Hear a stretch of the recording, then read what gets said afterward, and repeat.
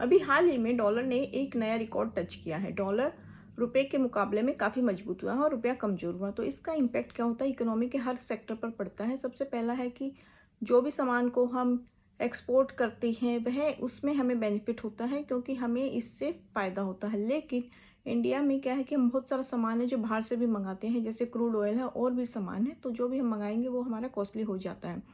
But एक मान लीजिए फार्मा है, आईटी सेक्टर है, उनको फ़ायदा होता है क्योंकि वह आईटी और फार्मा है जो काफ़ी नंबर्स में बाहर वो काम करते हैं। तो कुछ सेक्टर को फ़ायदा होता है और कुछ को नुकसान होता है। दूसरा है कि मान लीजिए कोई जैसे स्टूडेंट है, अगर वो बाहर पढ़ते हैं, उनकी फ़ीस वगैरह पेमेंट करनी होती है, तो उसमें क्या है कि ज़्यादा पेमेंट करनी पड़ेगी।